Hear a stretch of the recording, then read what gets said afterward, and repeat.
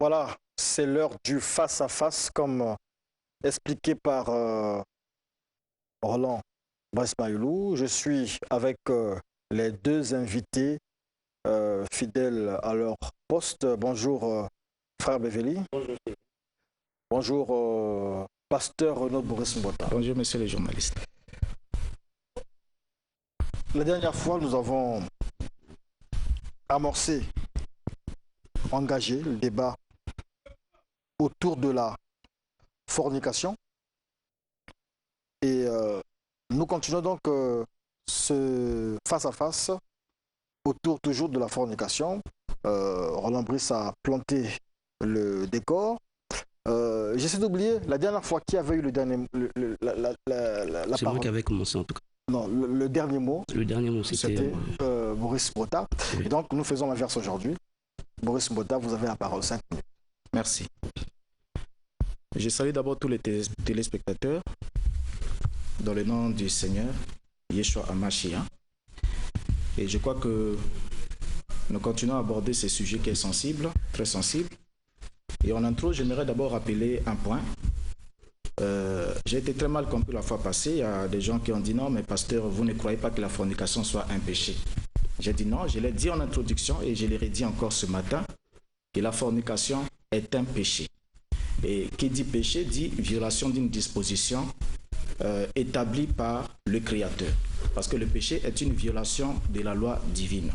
Et tant qu'il n'y a pas une loi qui soit violée, alors on ne peut pas parler de péché dans ces cas-là. Alors je disais que la fornication est un péché, mais je ne croyais pas au fait que la fornication soit définie comme étant le fait d'avoir des rapports sexuels avant le mariage.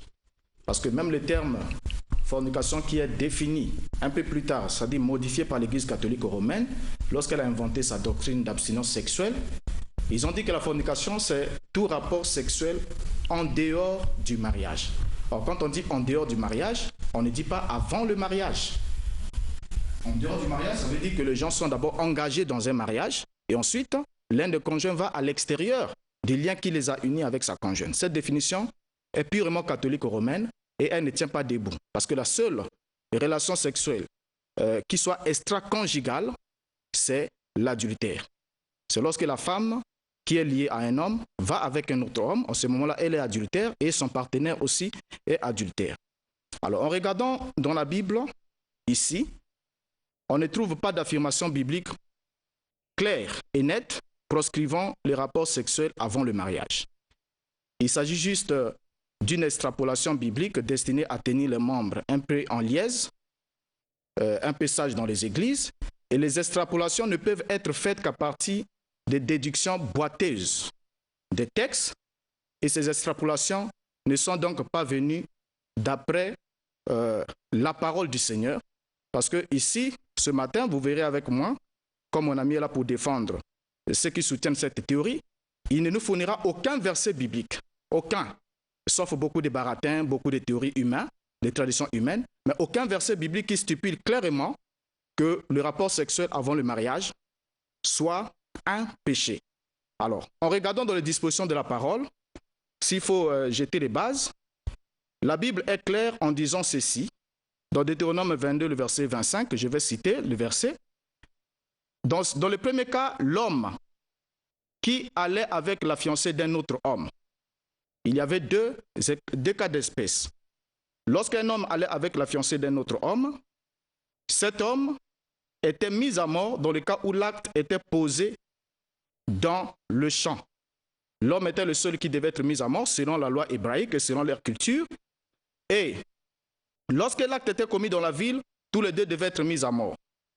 Et dans le deuxième cas, lorsque l'homme allait avec une vierge non fiancée, tout ce qu'il incombrait à faire, c'était de payer la dot des vierges et prendre cette femme pour épouse dans le cas où le père donnait son aval. Le père pouvait dire non, ma fille ne va pas avec toi, tu payes la dot des vierges, mais ma fille reste. Mais cette fille qui reste là, il n'est pas dit qu'elle est condamnée à ne plus jamais se marier, à ne plus jamais avoir d'activité sexuelle. Il n'y a pas un verset là-dessus. Alors, dans le cas où un homme allait avec une vierge similaire, c'est-à-dire un homme qui épouse une femme, et puis cette femme atteste devant son père et devant le futur mari qu'elle est vierge, Mais lorsque l'homme va là-bas, il découvre que la femme avait déjà perdu sa virginité. Alors cet homme criait au scandale. Et selon Deutéronome 22, le verset 14 et le verset 20 à 21, on dit qu'on mettait la femme à mort parce qu'elle a menti. On ne la mettait pas à mort parce qu'elle a perdu la virginité, parce qu'elle a simulé être vierge et elle a perdu cette virginité pendant qu'elle était encore dans la maison de son père. Alors rien ici n'est dit dans le cas où la femme avait déjà été touchée. Alors j'aimerais qu'on puisse faire parler la Bible ce matin.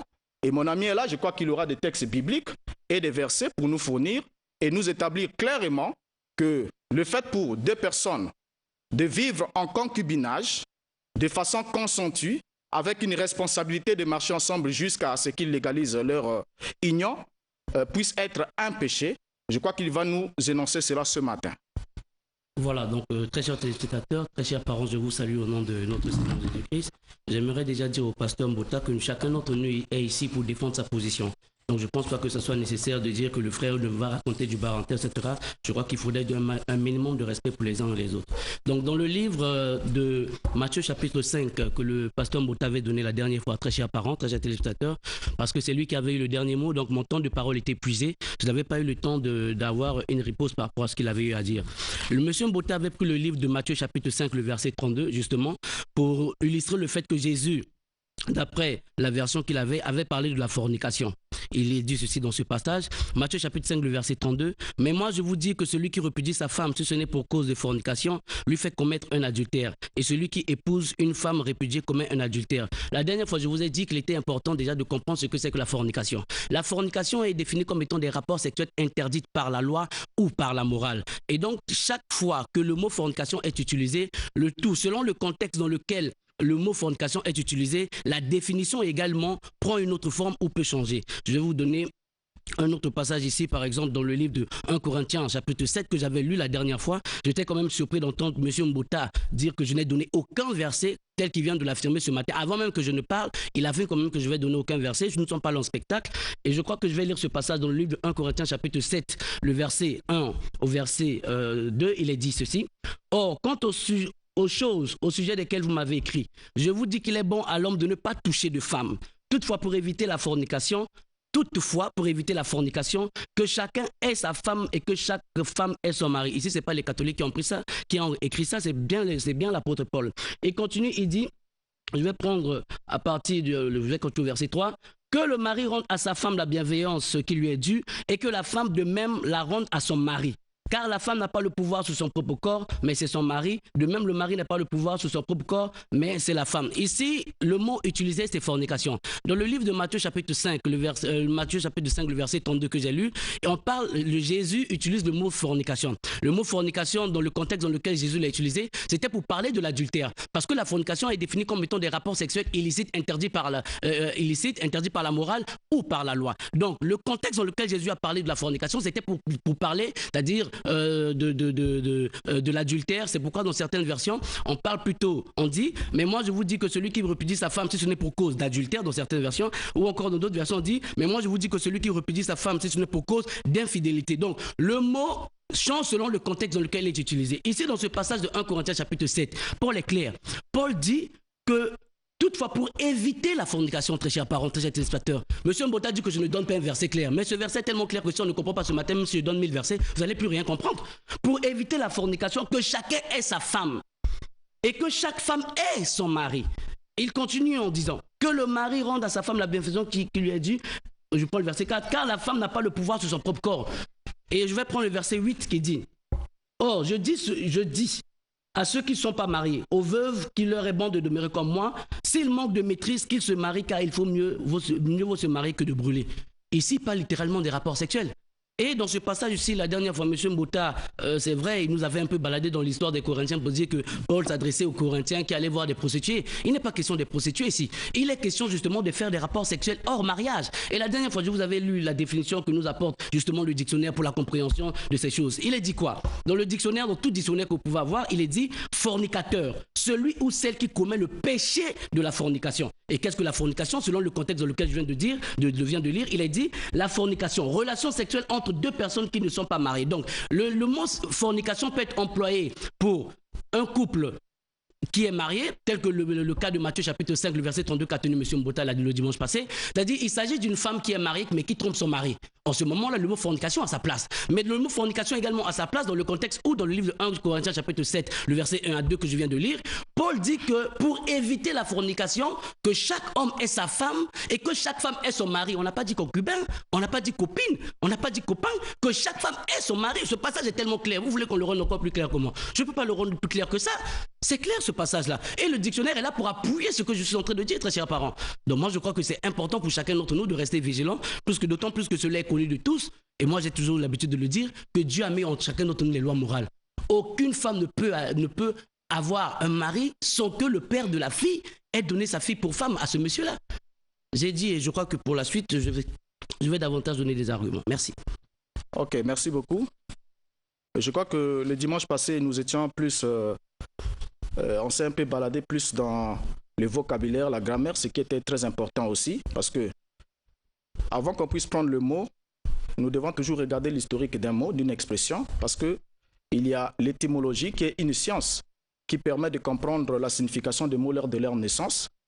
Et s'il faut entrer dans le jeu des traducteurs, nous allons complètement nous perdre parce que nous n'avons pas une traduction qui soit une évidence absolue. Pour le verset que vous avez dit de Matthieu chapitre 5, le verset 32, j'aimerais d'abord vous dire qu'il faut reconnaître que la traduction ne rend pas toujours l'expression, ni la véritable tournure de la phrase, ni la métaphore du texte original. Ça, c'est d'abord un fait que nous devons noter ensemble. Et si nous sortons de son contexte, le texte biblique, nous en faisons alors souvent un prétexte et lui rendons une finalité qu'il n'a pas. Ainsi, nous arrivons à tordre la pensée initiale inspirée et la profondeur de son sens. Maintenant, ici, là, quand vous parlez de Matthieu chapitre 5, le verset 32, je vous avais donné ça comme devoir à faire à la maison. Je vous ai dit que lorsque vous dites que la fornication, c'est le fait pour un homme et une femme d'avoir des rapports sexuels sans avoir été mariés. Donc, selon la définition de l'Église catholique, sans avoir été marié par l'Église. Parce que quand l'Église a défini la fornication, il a soutenu que c'est lui seul qui avait le droit légal de marier les couples. Donc, une fois que vous n'êtes pas passé par les clergés, vous n'êtes pas marié, quelle que soit la forme de votre union. Et vous êtes en fornication. Ça, vous devez encore vous documenter pour le savoir. Matthieu chapitre 5, j'aimerais vous lire une autre version. Parce que je vous ai demandé si la fornication était le fait d'entretenir des rapports sexuels avant le mariage. Alors expliquez-nous la parole de Christ qui dit « Quiconque répudie sa femme, sauf pour motif de fornication, l'expose à devenir adultère. » Mais comment est-ce qu'on peut répudier sa propre femme pour motif de fornication? Et vous avez dit ici en soulignant que Jésus, en parlant de la fornication, il a voulu faire allusion à l'adultère. C'est ce qui est extrêmement faux. Parce que Jésus est venu, il a dit « Je ne suis pas venu pour abolir la loi. » Et quand il a enseigné les paroles qui sont écrites.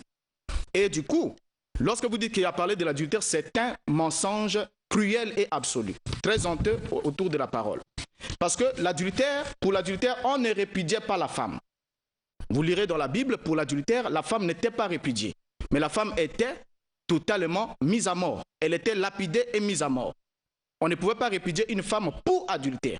Maintenant ici, regardons une autre traduction un autre traducteur qui a compris ce mot pornéa, comment est-ce qu'il a défini. Le même verset, je vais le lire. Dans la traduction Parole de vie, il a dit ceci. Mais moi, je vous dis, un homme ne doit pas renvoyer sa femme, sauf quand le mariage est contraire à la loi. En effet, quand un homme renvoie sa femme, il la pousse à commettre un adultère, parce qu'elle va se remarier. Et quand un homme se marie avec une femme renvoyée, il commet un adultère. Voilà comment on rend encore ici Matthieu chapitre 5, le verset 32. Donc pour stipuler que le seul cas possible pour lequel on peut renvoyer une femme, c'est lorsqu'on se rend compte que son mariage avec cette femme est contraire à la loi.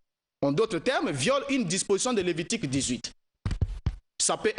Elle peut être soit une proche parente, et dans ce cas-là, vous devez rompre. Lorsque vous vous rendez compte que nous avons des liens, Lévitique 18 dit on ne devait pas avoir de mariage incestueux. En ce moment-là, ce mariage-là devait être annulé, devait être rompu, et cette femme était libre de se remarier. C'est le seul cas où Christ autorise la répudiation de la femme.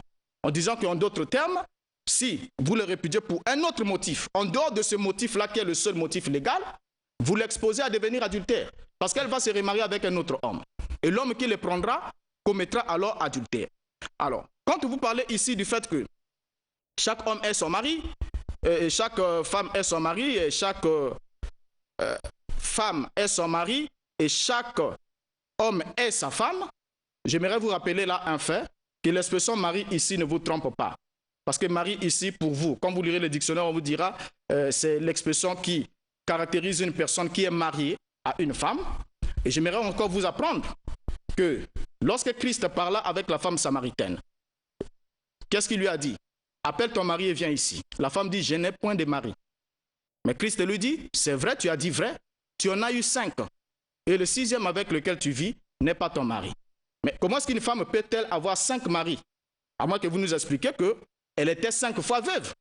Sinon, selon la loi et la parole, un homme ne peut pas être appelé mari s'il n'y a pas eu mariage. Donc, si elle était 5 fois veuve, c'est à ce moment-là qu'elle peut avoir 5 maris. Sinon, elle ne peut pas être 5 fois divorcée et remariée. D'accord, merci bien Monsieur Mbouta. Très chers parents, moi je suis là ce matin pour vous convaincre. Donc je ne vais pas trop m'attenir sur les propos que tient Monsieur Mbouta, moi je suis là pour vous convaincre. Et donc moi j'ai des arguments que je peux vous donner ce matin par la grâce du Seigneur et par la grâce de son esprit. Je vais vous donner des exemples assez simples. Sur le mot fornication, c'est important de comprendre, parce que si vous ne comprenez pas ce que c'est que la définition même du mot fornication, ça sera difficile pour vous de comprendre quoi que ce soit pendant ce partage. Je vais vous donner des exemples simples. Je dis ceci. Dolly est tombée dans la fornication avec sa sœur. Premier passage, Dolly qui est mariée est tombée dans la fornication. Dolly qui est son femme se plaît dans la fornication. Dolly a forniqué avec un mouton. Vous voyez que dans tous les passages que je viens de donner, le mot que j'utilise c'est quoi? C'est fornication. Mais non, je vais reprendre ça pour vous donner un peu plus de compréhension déjà sur le mot. Parce qu'il faut comprendre que la fornication est définie comme étant des rapports sexuels interdits par la loi et par la morale. Donc, je reprends ça en d'autres termes. Donc, la première phrase que j'avais donnée en exemple, c'était Dolly est tombée dans la fornication avec sa sœur. Ça veut dire, dans ce contexte-ci, je suis en train de dire Dolly est tombée dans l'inceste avec sa sœur. Dans le deuxième exemple, je dis Dolly qui est mariée est tombée dans la fornication. Ça veut dire que Dolly qui est mariée est tombée dans l'adultère. Dans le troisième exemple, Dolly qui n'est pas mariée se plaît dans la fornication, ça veut dire Dolly qui n'est pas mariée se plaît à faire des rapports sexuels hors mariage. Dolly a forniqué avec un mouton, ça veut dire que Dolly a couché avec un mouton. Donc le mot fornication change de définition selon le contexte dans lequel il est employé. C'est important pour moi également ce matin, très chers parents, puisque moi je suis là pour vous convaincre. Dans le livre d'Exode, chapitre 22, le verset 16, il est dit ceci. Si un homme séduit une vierge non fiancée et couche avec elle, il faut qu'il la dote et qu'il la prenne pour femme. Mais si le père de la fille refuse absolument de la lui donner, il lui comptera autant d'argent qu'on en donne pour la dot des vierges. Moi, je n'ai pas parlé des catholiques ici. Moi, je ne suis pas là pour parler des catholiques. Ce n'est pas mon problème, je ne prie pas là-bas. Ce n'est pas mon problème, moi je crois en Jésus et je crois en sa parole. Paul, il est dit ceci dans ce livre. Si un homme séduit une vierge non fiancée et couche avec elle, il faut qu'il la dote. Ça veut dire quoi? Ça veut dire qu'un homme qui aurait séduit une vierge, il séduit la vierge, il prend cette vierge-là, ils ont des rapports sexuels. La Bible dit clairement qu'il faut que ce monsieur qui a fait cela puisse prendre cette femme-là en mariage. C'était pas facultatif. Il était obligé de prendre cette femme en mariage. Mais non, quand au moment de prendre cette femme en mariage, si le père de la fille refusait de donner sa fille en mariage à ce monsieur-là, car cela ne tienne, bien que le père aurait refusé de donner sa fille en mariage à ce monsieur devait quand même donner une dot, c'est-à-dire une somme d'argent qu'on remettait pour les filles vierges. Pourquoi? Parce que déjà, cette dot-là que le monsieur aurait donnée au père de la fille, sans pourtant qu'il ait pris cette fille en mariage, c'était comme symbole d'une amende. Une amende, pourquoi? Parce qu'il a pris la fille d'autrui, n'est-ce pas? Il a déshonoré, il a fait perdre sa virginité sans que le père, moi dans le mariage je dis que c'est le père qui marie sa fille, je ne dis pas c'est l'église catholique, je dis c'est le père qui marie sa fille, c'est ce que Paul dit dans le livre de Corinthiens, c'est le père qui marie sa fille. Maintenant, dans ce contexte-ci, bien que le monsieur ou le père de la fille aurait refusé de donner sa fille en mariage à ce monsieur qui a fait perdre la virginité à sa fille, en ce moment-là, le monsieur est obligé de payer comme une amende. C'est pourquoi il est dit ici, mais si le père refuse absolument de la lui donner, il lui comptera autant d'argent qu'on donne pour la dot des vierges. Aujourd'hui, nous voyons encore de nos jours, même dans les mariages. Vous allez arriver à un mariage, et voilà que le père de la fille va dire, moi ma fille, tu as connu son corps, tu l'as fait des enfants, tu n'es jamais pas venu te présenter à la famille, tu n'es jamais venu me voir, tu n'es jamais venu voir ses parents. Pour cela, tu devrais payer une amende. N'est-ce pas que c'est ce que nous voyons aujourd'hui de nos jours? Et c'est ça. Pourquoi est-ce qu'il doit payer une amende? Il doit payer une amende parce qu'il a connu la nudité de la fille d'autrui sans passer par le père. C'est le père qui marie sa fille. Ça, c'est une évidence. Dans le monde entier, c'est comme ça. C'est le père qui doit donner le feu vert. C'est le père qui doit donner l'aval. C'est le père qui doit dire, ok, même quand une fille tombe amoureuse d'un homme, eh ben, quand la fille vient voir son père, ok, papa, je suis tombée amoureuse d'un homme, et voilà, j'aimerais te le présenter, etc. Donc, on passe toujours par le père. Et moi, dans ce contexte, je dis, la Bible est claire. Dans le livre de 1 Corinthiens chapitre 7, la Bible dit que c'est le père qui marie sa fille. C'est le père qui donne sa fille au mariage, très chers parents, très chers téléspectateurs. Moi, je pense que tout ce qui est dit ici ce matin contre cette parole du Seigneur qui dit qu'avant le mariage, nous ne pouvons pas faire les rapports sexuels, mais tout ça, c'est pourquoi? C'est parce que Dieu veut éviter le désordre. Il n'y a aucun verset dans la Nouvelle Alliance, très chers parents, il n'y a aucun verset dans la Nouvelle Alliance où on nous parle du concubinage. Partout, le Seigneur a parlé des cas, que ce soit des rapports sexuels. Moi, je suis disciple de Jésus, je ne suis pas disciple de Moïse. Mais car cela ne tienne, dans tous les passages de la Nouvelle Alliance, il est question de faire les rapports sexuels dans le mariage. Dans le mariage, je redis et je dis que c'est le père qui marie sa fille. Moi, je suis dans ce contexte-là. Et je crois qu'après qu'il ait parlé, je vais encore renchérir mes arguments. Merci. Ok, merci beaucoup. Jusqu'à là, vous ne dites rien qui veille. Je suis très désolé. Lorsque vous prenez des exemples de phrases que vous avez eu à tourner, Dolly est tombée dans la fornication, Dolly qui est mariée est tombée dans la fornication, c'est un mensonge, c'est faux. Parce qu'un homme qui est marié ne peut pas, si Dolly est mariée, il ne peut pas tomber dans la fornication. À moins qu'il ait des actes sexuels contraires à une disposition de Lévitique 18. Et Lévitique 18 est clair en parlant de la souillure. C'est Elohim qui dit au peuple d'Israël, il dit, lorsque vous entrerez dans le pays que je vous enverrai, vous ne commettez pas les abominations qui se commettent dans ces pays-là. C'est à cause de ces choses dont ils se sont souillés que je vais les chasser devant vous. Et il mentionne ces choses, il donne tous les détails qui sont là. Ceux qui sont à la maison peuvent lire tout Lévitique 18. Ils verront les dispositions qui ont été prises par le Seigneur au travers de sa parole. Donc, un homme ne commet la fornication que lorsqu'il viole une disposition de Lévitique 18. Lorsqu'il faut rester fidèle au texte écrit, on ne doit pas faire comme les pharisiens au 1er siècle qui doivent ajouter leur tradition à la parole du Seigneur. Vous ne pouvez pas prendre une tradition humaine, une humeur personnelle pour en faire la parole du Seigneur. Pour dire que voilà, Dieu dans la Bible a interdit les rapports sexuels avant le mariage. Jusqu'ici, vous ne produisez aucun texte qui stipule clairement et sans ambiguïté que les rapports sexuels avant le mariage soient prohibés. C'est ce qui n'est pas le cas. Donc en parlant ici de l'homme qui allait par exemple avec une vierge qui n'était pas fiancée, cet homme ne péchait pas contre Elohim, mais il flouait le père de la fille, raison pour laquelle il devait dédommager le père en payant la dot des vierges et prendre cette fille pour femme. C'est ce qui est écrit, Exode 22, que vous venez de lire. Et sur cette disposition-là, quand on regarde dans Deutéronome 22, le verset 22 à 27, l'adultère était puni de mort car le péché était la transgression de la loi. Vous le savez très bien avec moi. Un homme qui commettait adultère était puni de mort. Mais cet homme qui allait avec une femme, une vierge non fiancée, ne commettait pas un péché. Le seul châtiment qu'il avait à recevoir, c'était pour avoir déshonoré le père.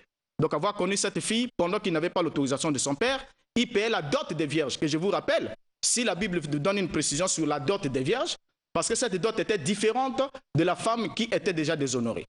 Parce que celle qui était vierge avait une double valeur. Voilà pourquoi on souligne, il doit payer la dot des vierges. Mais si le père ne veut pas lui accorder sa fille, la fille restait dans la maison de son père. Mais vous n'avez pas répondu. Quel sera le destin de cette fille? Est-ce qu'elle ne peut plus jamais se marier? Et quelle sera sa condition sexuelle toute sa vie, puisqu'elle a été séduite par un homme qui lui a ôté la virginité, que le père a refusé de donner comme épouse à cet homme? Donc cette femme devait rester comme ça toute sa vie, ne devait pas se marier. Alors vous devez encore réviser, je crois, les principes et les dispositions de la parole sur cette question. Parce que si aujourd'hui, vous prenez ça comme base ici, pour dire, sans vouloir le dire clairement, que le mariage est alors, parce que j'ai entendu des gens dire que le mariage selon la Bible, en principe, est pour les vierges, les femmes qui n'ont pas encore perdu leur virginité.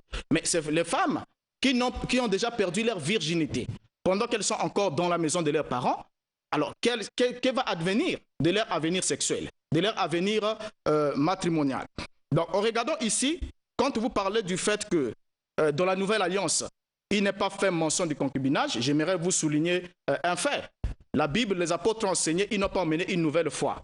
Ils ont dit, nous devons combattre pour la foi qui a été transmise au sein une fois pour toutes. Et si cette foi a été transmise, ça veut dire que cette foi a eu deux origines. Et la foi que nous soutenons a eu des origines avec Abraham, qui est appelé le père de la foi. Et ça, vous ne pouvez pas démontrer le contraire. Abraham avait des concubines. Jacob avait des concubines. C'était des femmes avec lesquelles on vivait maritalement, sans être officiellement, sans avoir célébré le mariage de façon officielle. Et la seule différence que vous devez comprendre, pourquoi est-ce qu'il y a une différence entre le concubinage et le mariage? Il y avait la différence parce que de la femme, le concubinage ne légitimait pas une femme. Donc la femme ne devenait pas votre femme légitime lorsque vous vivez en concubinage. Donc n'importe quel homme pouvait l'aborder et puis vous l'arracher. Vous n'étiez pas socialement protégé. Et une fois que vous mourrez, les enfants de cette femme et cette femme ne pouvaient pas assurer votre descendance ou encore conserver votre patrimoine. Donc maintenant les hommes, pour légaliser la femme, pour faire de la femme une propriété personnelle à vie, ils s'engageaient dans un lien de mariage. Donc c'était une affaire facultative. Vous allez regarder dans toute la Bible, tout ce que la Bible appelle les saints d'autrefois, la plupart avaient des concubines. Et jamais le Seigneur qui réprimandait leur péché ne leur a dit, vous êtes dans le péché lorsque vous vivez avec cette femme hors mariage. Le mariage n'a pas commencé aujourd'hui, il a commencé depuis l'Ancienne Alliance. Et c'est une affaire culturelle qui varie, qui dépend de l'appréciation des hommes selon les cultures et qui n'a rien à voir avec ce que vous dites jusqu'alors. Vous n'avez encore rien fourni comme Oui, c'est preuve. toujours le blabla que tu racontes là, tu ne fournis aucun verset. Ça, c'est un trafic d'influence, très chers téléspectateurs, restez vigilants. C'est lui qui raconte les blabla. Il n'a encore rien dit jusqu'à maintenant. C'est lui qui raconte des histoires. Moi, je vous donne des versets, je vous donne des exemples. C'est ce que le Seigneur m'a dit. Explique-les le plus simplement que possible. Et c'est ce que je fais. Je n'ai pas en criant, en parlant que les gens seront convaincus. La Bible dit que ce n'est pas les recherches qui édifient les gens. C'est la parole de Dieu. Voilà qu'après avoir fait des recherches, et ben voilà, on se retrouve à raconter des blabla parce qu'on n'a pas le Saint-Esprit. Moi, je ne suis pas disciple d'Abraham. Et quand la Bible mentionne le nom d'Abraham, c'est par rapport à la foi qu'il avait. C'est pas parce que Dieu n'a pas... il a écrit nulle part que Dieu a reprimandé quelqu'un parce qu'il avait des concubines, que ça veut dire que nous, aujourd'hui, on doit avoir des concubines. Ça, c'est n'importe quoi. Et c'est sur cette base-là qu'on va arriver sur la chaîne nationale pour dire devant des milliers de téléspectateurs qui nous suivent, voilà, Abraham avait des concubines, Jacob avait des concubines. Et ça suffit pour dire que, bon, le concubinage, c'est permis. Avec ses propres mots, qu'est-ce qu'il dit? Il dit que quand un homme avait une concubine, cette concubine n'était pas considérée comme étant la femme légitime. Et du fait qu'elle n'était pas considérée comme la femme légitime, n'importe quel homme, mais c'est n'importe quoi, mais avec ma sonne. Imagine un peu que tu habites avec un homme, et ben voilà que vous êtes ensemble, tu n'es même pas considéré comme étant la femme légitime. Donc tu es comme de la poubelle. Frère, mariage, il y a bien. Pour vous, ça là-bas, mes soeurs. Je vais vous donner rapidement sur la définition de la fornication, parce que pour moi, c'est important de revenir dessus. La fornication, c'est quoi? Très chers parents, moi, je dois vous expliquer ça. Moi, je suis là pour vous convaincre. Ce qu'il dit, moi, ça ne m'intéresse pas. C'est vous qui êtes en train de vouloir convaincre. Mais moi aussi, je vais vous convaincre. Le diable disait à Jésus, il est écrit. Jésus disait, il est écrit. Nous sommes dans les Écritures. La fornication, c'est quoi? Les rapports sexuels illicites. Rapports sexuels illicites. Que veut dire illicite? Les rapports sexuels illicites, ça veut dire que ce sont des rapports sexuels interdits par la morale. C'est quoi la morale? La morale, c'est la connaissance du bien et du mal. Le dictionnaire le définit comme étant la science de la connaissance du bien et du mal. Toute la connaissance du bien et du mal que Dieu nous accorde, c'est pas forcément écrit dans la Bible. Donc vous voulez me faire croire que Dieu a tout écrit ici dans la Bible? Non, c'est pas vrai. Je vais vous donner un exemple, le plus simplement possible pour vous permettre de comprendre. Lorsque tu te présentes devant le chef de l'État et que tu as ta casquette sur ta tête, quand tu arrives devant le chef de l'État, qu'est-ce que tu dois faire? Et dans tous les pays, c'est comme ça. Quand tu as ta casquette sur ta tête, tu dois faire quoi? Mais tu dois enlever la casquette. Est-ce qu'il y a un verset biblique qui dit que quand tu es devant le chef d'État, tu dois enlever ta casquette? Non, il n'y a pas de verset pour ça, mais tu dois enlever ta casquette. C'est comme ça. Lorsque tu es devant une autorité, devant un supérieur, en face de lui, qu'est-ce que tu dois faire? Tu dois enlever ta casquette. Pourquoi? Parce que c'est moral. Et ce que je suis en train de vous dire maintenant, c'est lié au sujet d'aujourd'hui. Pourquoi? Parce que la fornication, c'est les rapports sexuels interdits par la morale. C'est quoi la morale? La morale, c'est la connaissance du bien et du mal que Dieu accorde à chacun d'entre nous. Ici, dans notre pays, nous appelons souvent les aînés Yaya, non? Quand tu as un aîné devant toi, tu l'appelles Yaya. Maintenant, imagine un peu que quelqu'un qui est moins âgé que toi, il t'appelle par ton nom, sans pourtant t'appeler par Yaya, tu lui dis, oh, mais il va te dire que Pianga verset, comme maman la kachabi, t'as obligé, te benga bato Yaya. Imaginez-vous un peu un seul instant. Comment est-ce que vous allez réagir? Et la morale, c'est la connaissance du bien et du mal. Et dans le livre de Proverbes, très chers parents, très chers téléspectateurs, je vais vous lire un passage assez important. Ce que je dis à sa place, pourquoi? Parce qu'il s'agit ici justement que chacun comprenne ce que c'est que la morale, selon la définition de la fornication. Il est dit que ceci, dans le livre de Proverbes, chapitre 21, chapitre de Proverbes 19, le verset 21. Il y a dans le cœur de l'homme plusieurs pensées, mais le conseil de Yahweh est permanent. Rapidement, je vais aller dans le livre de Genèse, chapitre 20, là, le verset 1 à 5. Il me reste une minute et quelques.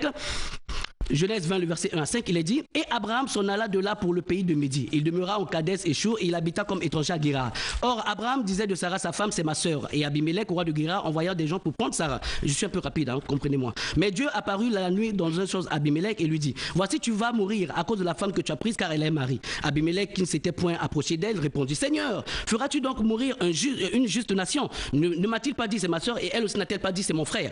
J'ai fait ceci dans l'intégrité de mon cœur et dans la pureté de mes mes mains. Et Dieu lui dit en songe, je sais que tu l'as fait dans l'intégrité de ton cœur, et aussi ai-je empêché que tu pêches, j'ai empêché que tu pêches contre moi. C'est pourquoi je n'ai pas permis que tu la touches. Dans ce passage, nous sommes à l'époque d'Abraham. La Bible n'existait pas. Il n'y avait pas des versets de Exode chapitre 15, Deutéronome, Lévitique. Mais voilà un roi qui parlait avec Dieu. Comment a-t-il fait? Il ne connaissait pas Abraham. Abimelech était dans son coin. Mais comment est-ce qu'Abimelech savait que le fait de prendre la femme d'autrui, c'était un péché? Il avait pris ça dans quel livre? Les lois morales. C'est pourquoi vous n'allez jamais échapper à Dieu. Vous qui vivez dans la fornication. Moi, je ne vous condamne pas. Je dis, régularisez votre situation. Nous ne sommes pas un temps où si tu es dans l'adultère, Dieu, on ne va pas te lapider. Nous sommes au temps de la grâce. Et c'est ça l'amour de Dieu pour les hommes. Il dit, tu es dans la fornication, tu es dans l'adultère, tu es dans l'inceste. Ben voilà, régularise tes voies, arrange tes voies. Moi, c'est ce que je suis en train de dire. Vous devez régulariser vos voies par rapport aux lois morales que Dieu vous a données. Bien, ma cambouassoni, au sein de la 5 ans, moi, c'est nos balletés. Mais ce n'est pas normal. Donc, si vous voulez qu'on vienne vous donner un verset pour dire que, regardez, il y a un verset qui interdit ça, on n'a pas de verset à vous donner si vous voulez des versets. Mais Dieu va vous convaincre. Vous savez comment Dieu va vous convaincre? Par les lois morales. C'est ça. Ce que M. Mbote est en train de dire ici, frère, ce sont des abominations extrêmement graves. On ne peut pas s'inspirer des gens. Nous avons pour modèle Jésus. Dans le livre d'Apocalypse, il est dit, et l'esprit et l'épouse. L'épouse, c'est la femme. C'est celle qui est mariée. Ce n'est pas la concubine. L'épouse, ce n'est pas celle dont M. Mbota vient de nous parler au sujet d'Abraham. Que Abraham ait des concubines, que Jacob ait des concubines. Ça, ce n'est pas notre problème. Nous avons pour modèle Jésus. Merci. Voilà, il vous reste donc un temps de parole chacun. Le temps pour moi d'appeler ici Roland Brice Maïlou qui nous lira quelques questions des téléspectateurs qu'il a eu à sélectionner. Le micro à Roland Brice Maïlou. Voilà. Roland Brice Maïlou, vous êtes très attendu ici pour les questions des téléspectateurs. Ensuite, vous reprendrez votre temps de parole 5-5 pour la fin. Oui, quelques questions des téléspectateurs. Bonjour, Studio 210, c'est le frère Jojo, aux des interlocuteurs. Pourquoi dans l'émission précédente, ils ont soutenu qu'Abraham, en prenant Saraï, sa sœur, n'avait pas péché? Notez. Okay. Et si le péché, c'est la connaissance de la loi, Caïn, en tuant son frère, n'avait-il pas péché, puisque en ce temps-là, il n'y avait pas encore la loi? Or, Dieu a maudit Caïn alors que ce crime n'était pas encore interdit. Ils peuvent reprendre déjà la première question. On peut répondre au fur et à mesure parce que moi je n'ai pas de stylo. Allez-y. Déjà que la dernière fois j'avais dit que si Abraham, en épousant sa sœur Sarah, n'avait pas péché. Pourquoi? Parce que la loi, en interdisant les sexes, n'était pas encore permise par Dieu. Nous reconnaissons que Adam et Ève sont les premières créatures de Dieu. Ça veut dire que humainement parlant, nous tous, nous sommes frères et sœurs. Ça veut dire qu'en ce moment, c'est-à-dire dans la logique humaine, si nous croyons que Abraham, Adam et Ève sont les premières créatures que Dieu a créées, ma femme et moi, nous sommes frères et sœurs. Mais vous voyez, dans la dispensation de l'Esprit de Dieu, dans la puissance de Dieu, Dieu a fait en sorte que désormais, cela soit un péché, parce que c'est lui qui décide ce que c'est que le péché. Donc Dieu a décidé désormais que celui qui commettrait la nudité, dans le livre de Lévitique 18, de son père, de sa sœur, de sa cousine, etc., désormais, ça devait être un péché. Donc c'est pourquoi à l'époque d'Abraham, cela n'était pas considéré comme étant un péché. Oui, c'est ça. Je crois que pour le cas d'Abraham, comme il a su le dire, là nous partageons le même avis. D'accord. C'est la même chose. Donc on passe à la deuxième question. Donc la deuxième question sur Caïn. Oui. Vous avez dit si le péché n'est mentionné que lorsqu'une loi est émise, alors Caïn en tuant Abel, est-ce qu'il avait commis un péché? Pourquoi est-ce qu'il a été maudit? Oui, c'est ce que le frère de Dieu s'interroge. Voilà. S'il se pose sur la question de Caïn, Caïn était averti. Parce qu'avant qu'il pose son acte, le Seigneur lui avait dit, le péché se couche à ta porte, mais toi domine sur lui. Et Caïn n'a pas écouté. Donc le fait d'avoir rejeté la volonté du Seigneur, il est allé poser un acte d'homicide. C'est un péché. Merci beaucoup. Bonjour monsieur le journaliste, aux deux pasteurs. Que doit faire un homme qui a demandé la main d'une femme à son père et que ce dernier a refusé pendant qu'ils ont déjà des enfants? Je suis concerné depuis Madingo. Il n'a pas signé. Bon, moi je peux répondre, je vais dire, s'il croit en Dieu, Dieu est assez puissant. Qui est le père de cette fille? C'est vrai, c'est le père, mais il est une créature que Dieu a créée. C'est Dieu qui rend les cœurs de pierre en cœur de chair. Moi, je crois en la puissance de Jésus. Vous devez vivre Jésus. Prie pour ça, fléchis tes genoux, parce que tu veux régulariser ta situation. Et ça, Dieu ne peut pas te l'empêcher, mon frère. Prie pour ça, Dieu va t'exaucer. Il va toucher le cœur de son père. Et si tu as des fautes que tu as eu à commettre, va demander pardon et il ouvrira son cœur. Un commentaire? Bon, je crois que si le père ne veut pas lui accorder sa fille, alors qu'ils ont déjà des enfants? Ils ont déjà des enfants. Les enfants ne sont pas un lien de mariage. ils ont déjà des enfants. Si le monsieur veut prendre sa femme, c'est parce qu'il veut légitimer la femme et légitimer les enfants auprès de sa famille, auprès de la société. Maintenant, si le père ne veut pas, c'est comme l'autre l'a dit, il ne peut que s'approcher de lui pour essayer de le convaincre. Elle a déjà eu des enfants, elle a déjà commencé à faire une vie. Maintenant, s'il ne veut pas lui accorder sa fille, c'est aussi son droit le plus légitime. Parce que la Bible dit que c'est le père qui marie sa fille. Il peut décider aussi que ma fille là ne doit pas se marier jusqu'à la fin de sa vie. Il est souverain. On ne peut pas l'obliger pour ça. Parce que Paul dit, celui qui marie sa fille fait bien, mais celui qui ne la marie pas fait mieux. Très bien, le frère de Madingo a bien compris la réponse. Certainement, quand le pasteur Mbota sera à Madingo, on en parlera. Bonjour, Ed Chevre-Diaz. Je suis le frère Baudry Misélé. Aux deux frères, que dire d'un couple ayant des rapports sexuels avant le mariage, et qui finit par la suite par se marier beaucoup d'années plus tard? C'est bien qu'ils aient régularisé leur situation, c'est tout. C'est-à-dire que le péché d'avant là n'est pas... Le péché d'avant, la Bible dit que Dieu est fidèle pour de nous pardonner de toute iniquité si nous nous repentons. C'est ça la repentance. Qu'il soit béni de... Non, pas la même réaction parce qu'il n'y a jamais eu péché. Ah bon? Il n'y a jamais eu péché. C'est ce qui soutient jusqu'à maintenant. Donc ils ont eu des rapports sexuels bien avant et ils ont régulé... Ils se sont mariés. Quand ils se marient, c'est pour légitimer une femme et lui accorder un droit de succession et puis en faire une propriété personnelle à vie. Bien, le frère Misélé... Oui, quand on marie une femme, c'est pour qu'elle devienne une propriété personnelle à vie. Elle ne peut pas appartenir à un autre homme aussi longtemps que vous vivez. Ah d'accord. Ok, merci. Bonjour. Est-ce que le pasteur Mbota peut me différencier en long et en large la fornication et l'adultère? D'après ce qu'il dit, on peut penser qu'il n'y a pas de différence entre fornication et adultère. Non, il y a une différence. La fornication, c'est lorsque vous violez une disposition de Lévitique 18. Ils ont la Bible, ils vont lire.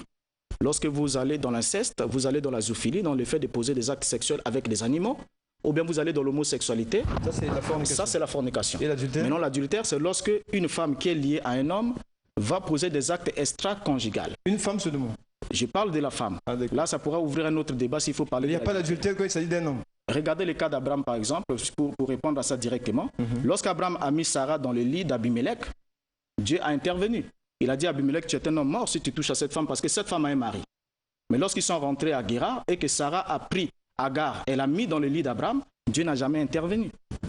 Très bien. Donc, le frère, il n'a pas signé son texte. Il doit comprendre que l'adultère ne concerne que les femmes. Et les hommes qui vont avec les femmes. D'abord, le pasteur Mbota. On va prendre des questions. Oui.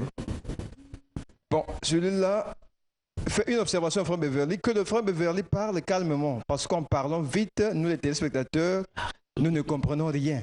C'est une observation. Merci. Parlez calmement. Merci. Le frère et Martine, quelle est la place de la polygamie au niveau spirituel? La polygamie, Diaz l'a annoncé, ça sera donc au prochain numéro, et le pasteur Mbota sera là. Et une deuxième question, toujours du frère et Martine, est-ce qu'on peut toucher à sa femme après la dot? Est-ce qu'on peut toucher sa femme après la dot? Ça veut dire qu'on dot? C'est ça la question? Oui, c'est bien ça. Après la dot, c'est-à-dire avant le mariage officiel. Voilà. Après la dot. Vous avez doté, vous pouvez aller dans le rapport sexuel. Bien sûr. Mais selon la définition de la fornication, cela n'entre pas dans le cadre là. Mais si le père donne sa fille en mariage, cela est prévu par la loi de notre constitution, mais aussi par la loi de Dieu, c'est pas un problème. D'accord. Donc ils sont mariés. Pour souligner à ses frères là, il est peut-être dans la vision selon laquelle après la dot, il faut que le pasteur mette les mains dessus. Voilà. Le pasteur n'a pas reçu un mandat. Ça, c'est les dictateurs religieux. Donc, il peut s'arrêter à la dot? Non, mais ça s'arrête à la dot. On invite le pasteur. Jésus était invité aux noces. On n'a pas emmené la femme à l'église. Jésus est invité, le pasteur est invité, il vient, il assiste à la dot. Une fois la dot est terminée, le père dit, je donne ma fille comme épouse à cet homme, il prend sa femme, il va, il continue sa vie. D'accord, Caricanda, ça s'arrête à la dot seulement. Un autre le dit, vous tous, c'est-à-dire à propos de vous deux certainement, si vous ne vous repentez pas, vous irez en enfer. C'est une observation. Et il y a un autre qui s'intéresse au Beverly en disant, où se tiendra le séminaire du frère Fadil? Donc, tu pourras annoncer ça avant de partir. Studio 210, bonjour. Ça, c'est un message qui concerne Ed Chevre-Diaz, personnellement. Je suis basé à Pointe-Noire. Je n'ai pas d'antenne parabolique chez moi. Comment faire pour suivre l'émission chaque dimanche? Quoi? L'émission est pour les Brazzavillois ou pour tout le monde? Je vous supplie de mettre les CD sur le marché. C'est important pour tout le monde. Faites-le pour l'amour de Dieu. Merci. Grâce Nkessi. Merci à Grâce Nkessi qui nous suit certainement de Pointe-Noire. Nous réfléchissons à ça. Voilà pourquoi nous C'est la raison pour laquelle nous serons à Pointe-Noire le 28 juillet pour satisfaire aussi notre téléspectateur de là-bas. La question est en train d'être réglée. Vous aurez les CD officiels. Le sujet 210, nous travaillons là-dessus. Maintenant, en attendant, les pirates font ce qu'ils font. Ils seront rattrapés par la loi.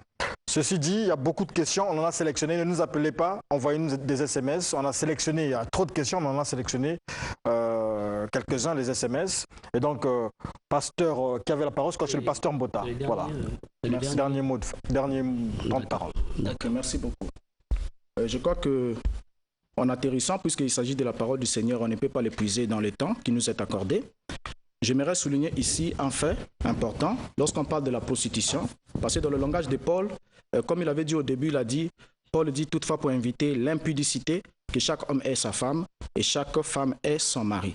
J'aimerais lui rappeler que dans Deutéronome, selon les traditions les plus anciennes, il y avait des temples, et dans les temples, il y avait des cultes qui étaient dédiés aux divinités, et dans certains temples, il y avait des prostituées sacrées qui étaient des femmes aux mœurs libres, qui œuvraient dans le temple.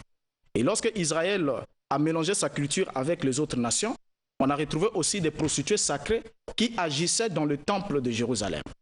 Et selon Deutéronome chapitre 23, le verset 17, la Bible est claire en disant « Il n'y aura pas de prostituées sacrées parmi les filles d'Israël, ni de prostituées sacrées parmi les fils d'Israël. » Et dans 2 Rois chapitre 23, verset 7, qui raconte comment le roi Josias démolit les maisons de prostituées sacrées qui étaient dans le temple de Yahvé, et où les femmes tissaient des voiles pour la divinité Asherah, qui était une déesse.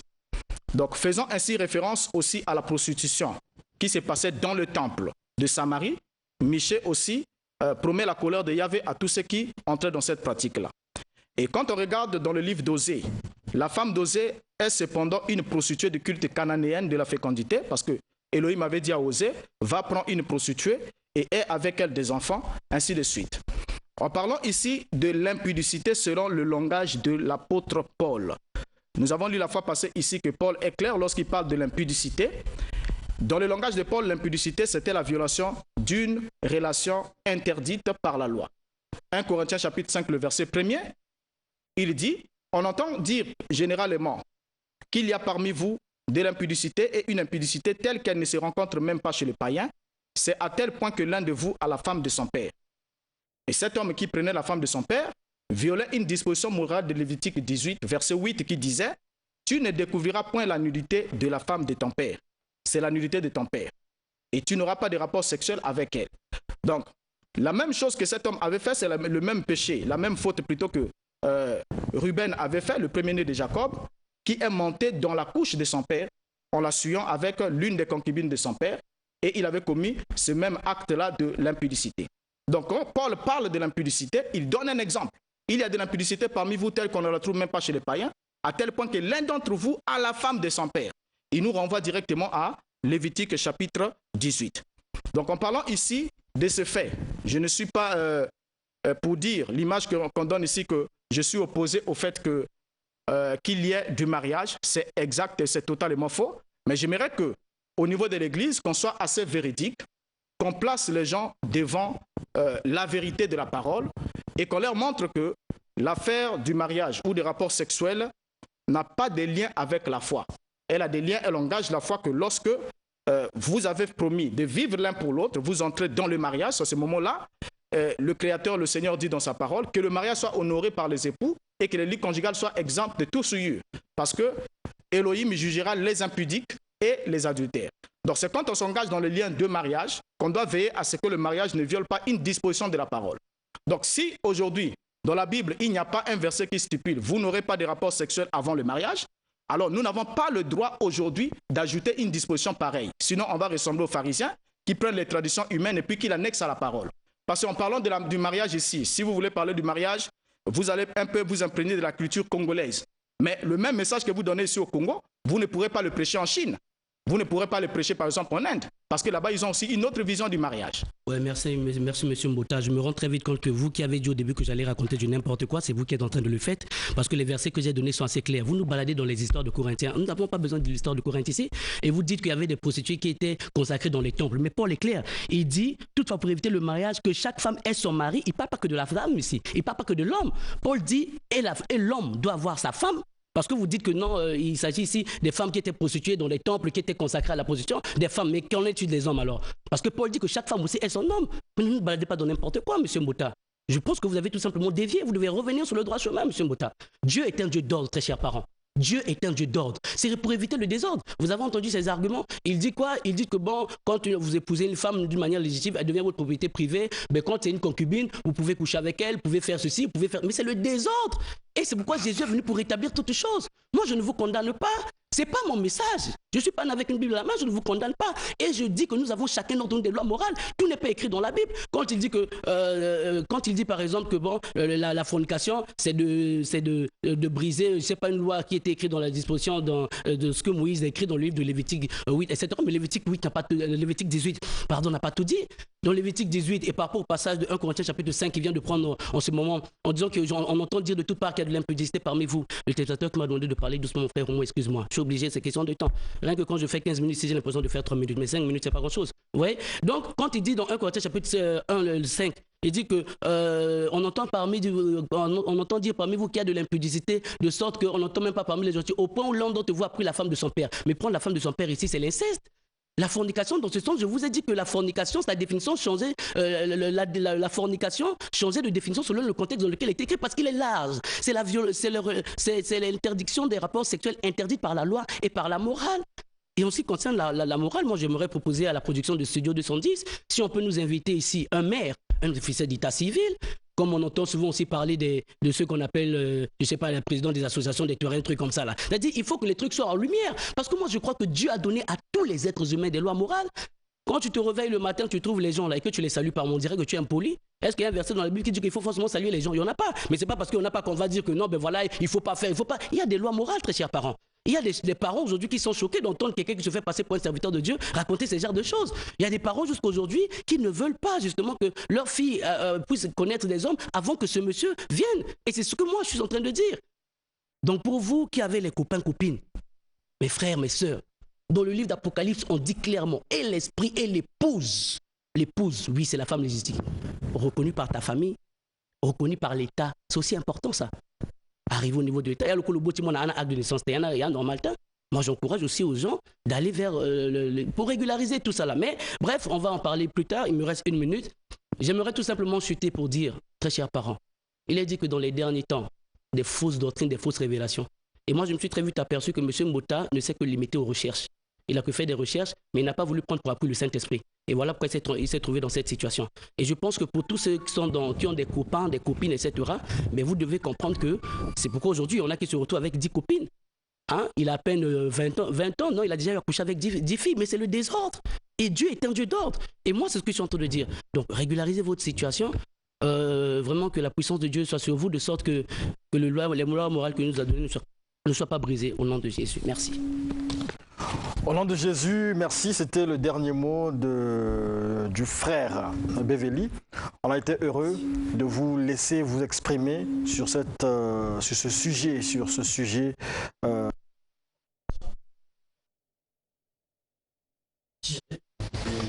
avez des réactions, le numéro est affiché. Le numéro est affiché. Avec mon micro est là, il est bien.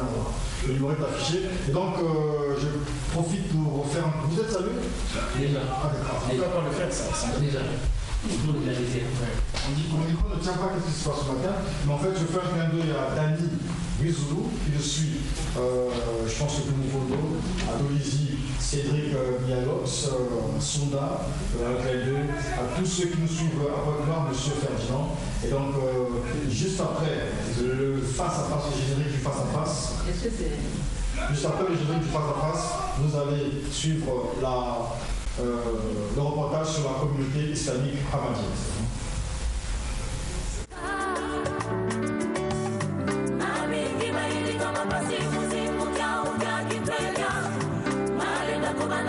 Basi